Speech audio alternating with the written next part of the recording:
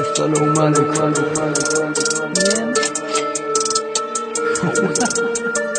Invisible man.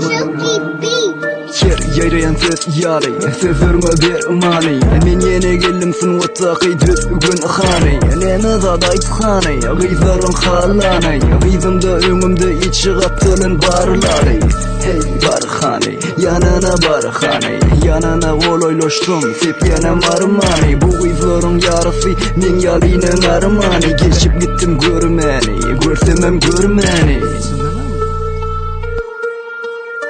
Sayk hakkında deyilgen sözlerken yekece sen ne la hakta gürleyen havulu düşünyen ben